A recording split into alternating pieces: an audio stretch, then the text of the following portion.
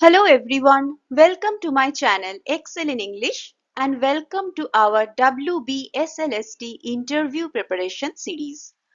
We all know the rules and concepts of the different chapters from English grammar. But when specific questions are asked in an interview, it becomes difficult sometimes to frame and articulate the answers properly. So, in this video, I am sharing some sample questions along with the answers to help you prepare confidently for your interview.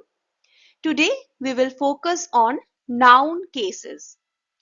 Let's begin with one of the most common questions. How would you teach noun case to your students in a simple way? You can answer it like this. I would begin by giving simple examples from everyday life.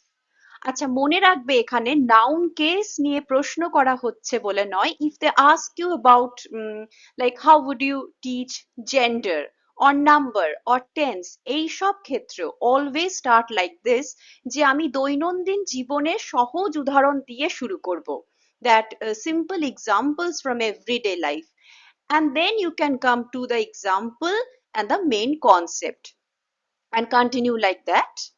Like Ravi kicked the ball. I would then ask the students, who did the action? The answer is Ravi. This doer of the action occupies the subject position and is therefore in the nominative case. Next, what received the action? The answer is the ball. This receiver of the action is the object and is in the objective case. Then I would use expressions like Ravi's ball to explain possession. I would use charts, storytelling, and short exercises so that students can identify the cases easily and enjoy learning through real life usage. Now, this last sentence can be used in all other answers to other questions as well. So, always remember to link your subject knowledge with these simple learning aids like charts, pictures, storytelling, because these will show both your subject knowledge and teaching methodology. Next, we will talk about nominative absolute, a special phrase in English grammar. Now, what does nominative mean? The nominative case is simply the form of a noun or pronoun when it acts as the subject of a sentence. Now, if the question is what is nominative absolute, then the answer will be the nominative absolute is a special kind of phrase where a noun or pronoun in the nominative case is used with a participle or participial phrase, but it stands independent of the main clause.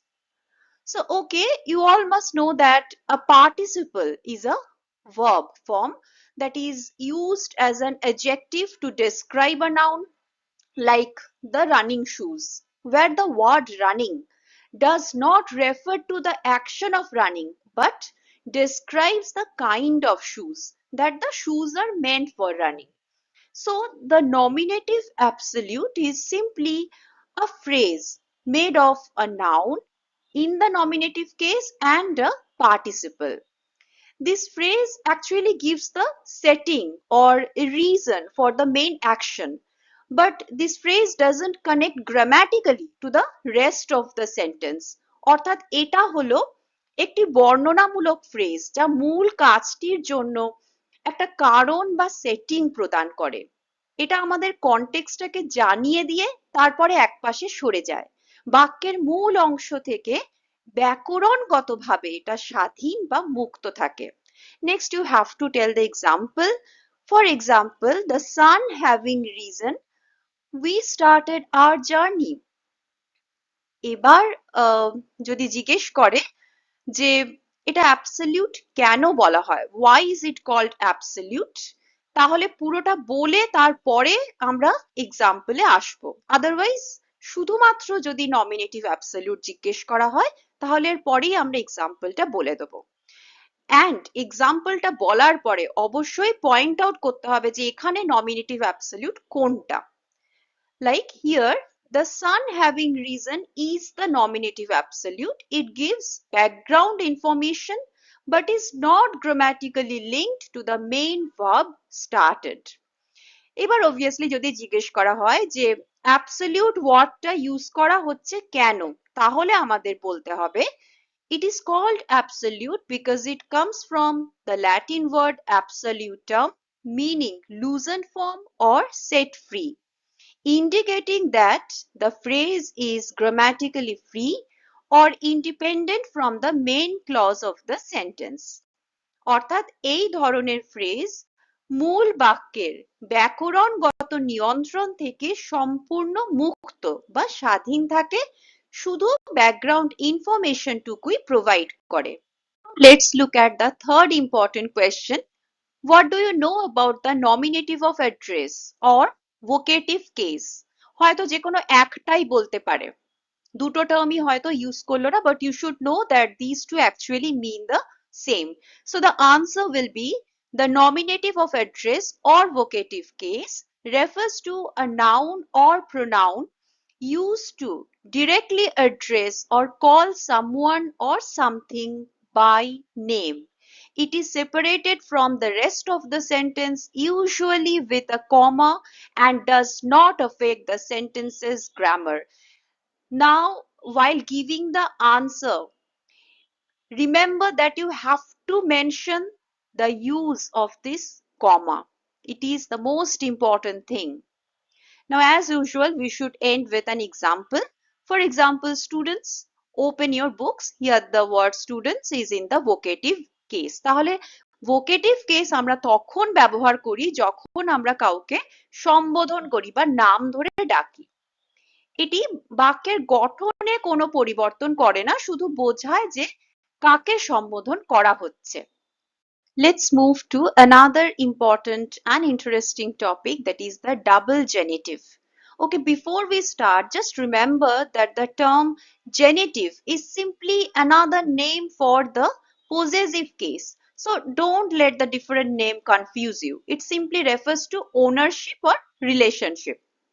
Now, the question can also come like that. When is a double genitive used? The answer will be the double genitive is a construction where both the preposition of and the possessive form, that is apostrophe s, are used together. It is used, যদি জিজ্ঞেস করে when it is particularly used, সেই ক্ষেত্রে বলতে হবে it is used especially when we talk about one among several things belonging to someone. অর্থাৎ double genitive বিশেষভাবে ব্যবহার হয় যখন আমরা কারো মালিকাধীন অনেকগুলো জিনিসের মধ্যে কোনো একটি জিনিস সম্পর্কে কথা বলি। Next obviously, for example, that is a poem of Tagore's. দেখো of ও ইউজ হচ্ছে, Tagore's ও বলছি, means one of the poems written by Tagore. So that's all about double genitive. Let's now see another commonly asked and very practical interview question, the difference between possessive adjective and possessive pronoun. Here you need to keep in mind that possessive adjectives are also known as possessive determiners, and possessive pronouns are also called absolute possessives. So even these terms can be used in the question. Don't get confused then. The question can come as what is the difference between possessive adjective and possessive pronoun, or they may simply ask what do you mean by possessive adjective. In any case, the answer will be a possessive adjective is used before a noun to show ownership and modifies that noun. For example, my book, your pen, their house. A possessive pronoun, on the other hand, stands alone and replaces a noun that has already been mentioned. For example, this book is mine, that pen is yours. So the main difference is that possessive adjectives are attached to nouns, while possessive pronouns stand alone and replace nouns. For example, this is my pen. Here my is possessive adjective, Whereas this pen is mine, here mine is possessive pronoun. So here is something important to note. We don't say that this pen is my pen. That sounds repetitive and clumsy, isn't it? Instead, we use the possessive pronoun and say this pen is mine. The single word mine efficiently replaces the entire phrase my pen. It thereby avoids the unnecessary repetition of the noun pen. Hence, using the possessive pronoun makes the sentence sound more natural, fluent, and smooth. That's how it is useful. Next, we have another important concept, noun in apposition. In simple words, a noun in apposition is when we put two nouns side by side, and the second noun renames or describes the first noun. তাহলে এখানে দুটো noun পাশাপাশি থাকে এবং দ্বিতীয় নাউনটি প্রথম নাউনটিকে আরো পরিষ্কারভাবে বোঝায় বা চিহ্নিত করে। The important rule to remember here is both nouns must agree in case, অর্থাৎ বাক্যের মধ্যে দুটি নাউনেরই কেস কিন্তু যেন এক থাকে। So if the first noun is the subject, the appositive is also nominative. If the first noun is an object, then both are objective. The question can be asked like this: what's the grammatical function of a noun in apposition and how does it relate to case in English grammar?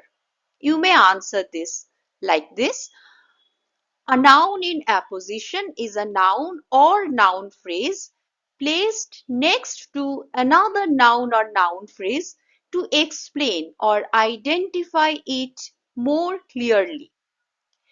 Now, as regards to the relation in case, you should say, when a noun is used in apposition, it takes the same case as the noun it explains. This means both nouns share the same grammatical role in the sentence. For example, in the sentence, Mr. Khan, the principal, gave the speech. Mr. Khan is the subject. It's in the nominative case. Therefore, the appositive, the principal, must also be nominative. In another sentence, we finally met Mr. Khan, the principal. In this sentence, Mr. Khan is the direct object, that is, it's in the objective case. Therefore, the appositive, the principal, must also be objective. Related to the previous topic, you also need to know two other important terms, restrictive appositives and non-restrictive appositives. Restrictive appositive is that phrase which gives us essential information and it is not placed between commas. If we remove it from the sentence, the meaning of the sentence changes. So it is called restrictive. But non-restrictive is just extra information and this phrase is placed between commas. If we remove this phrase from the sentence still makes sense. So it is called non-restrictive. তাহলে এই terms গুলোকে define করতে বললে বা এদের মধ্যেকার difference বলতে বললে আমরা এই জিনিসটাই একটু গুছিয়ে বলবো।